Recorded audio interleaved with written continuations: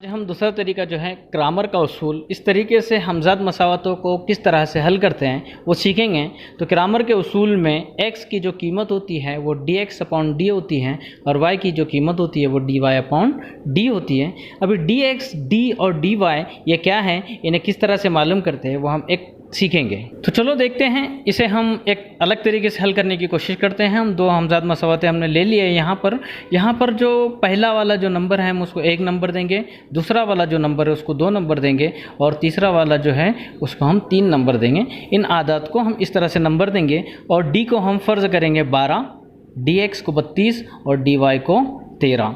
अब यहाँ पर देखेंगे इनकी कीमतें किस तरह से हम मालूम करेंगे। तो d की कीमत हमने लिए है 12, 12 में पहले 1 आता है, इसलिए 1 के नीचे जो नंबर्स हैं उन्हें हम यहाँ इस तरह से लिख देंगे और बाद में 2 आता है, इसलिए 2 के नीचे जो आदाद हैं उनको हम लिख देंगे -3 और y का ज़रीब कुछ नहीं है मतलब 1 है, इसलिए हमने उसको इस तरह से लिख दिए। और जिस तरह से हमने मुरब्बा गालिब की कीमत मालूम किए थे उसी तरह से हम इसे भी हल करने की कोशिश करेंगे। पहले हम 5 लिख देंगे, फिर -3 लिख देंगे, फिर 2 ब्रैकेट इनके बाजू में बना देंगे और फिर यहाँ पर लिखेंगे 1 और यहाँ पर लिखेंगे 3 और दोनों के बीच में अलामत मनफी लगा देंगे। अब 5 ज़रब 1 5 होता है, मनफी मनफी मुस्बत हो जाएगा और 3 ज़रब 3 9 हो जाएगा। इस तरह से मुझे डी की कीमत मिल गई 14।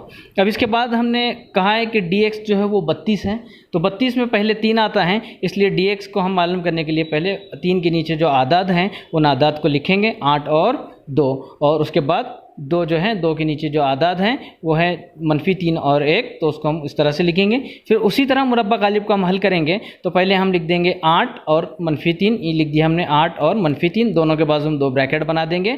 फिर यहाँ से पहला नंबर हम लिखेंगे 1 और दूसरा नंबर लिखेंगे 2, दोनों के बीच में अलामत मनफी लगा दिए। अब 8 ज़रब 1 8 होता है, मनफी मनफी मुस्बत होता है और 3 ज़रब 2 6 होता है। तो इस तरह से 8 जमा 6, ये भी हमें dx भी हमें 14 मिल गया।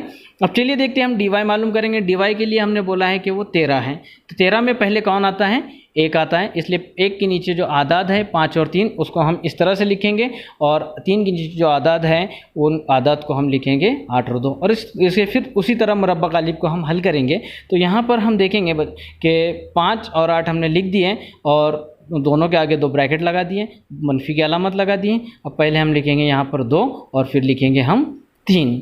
तो 5 ज़रब 2 10 होता है और 8 ज़रब 3 24 होता है। 10 में से 24 को माइनस करेंगे तो 10 में से 24 माइनस नहीं होता है, तो इसलिए हम क्या करेंगे 24 में से 10 को माइनस करेंगे और बड़े अदद की जो अलामत है वो लगा देंगे। तो इस तरह से मुझे dy की कीमत मिल गई है 14। अब चलिए dx, dy और d की कीमत जो है हम इन मसावत में रखेंगे ताकि हमें x और y इस मसावत के हल मिल जाएं। तो हमने x की कीमत जो हमने देखा था क्रामर के उसूल के अंदर कि dx अपॉन d होता है, तो हमने dx की जो कीमत है वो मालूम किए है 14, इसलिए dx की जगह हमने 14 रख दिए। d की कीमत भी हमें 14 मिली थी, इसलिए उसकी कीमत भी हमने 14 रख दी। 14 तकसीम 14 1 होता है, इसलिए x की कीमत 1 होगी। अब y की कीमत हम मालूम करेंगे, तो y इज इक्वल टू होता है dy अपॉन d। dy की कीमत हमको मिली थी -14 और d की कीमत हमने मालूम किए थे 14, तो इनकी कीमतें यहाँ पर रखेंगे और इसको हल करेंगे तो यहाँ पर मुझे y की कीमत -1 मिल गई।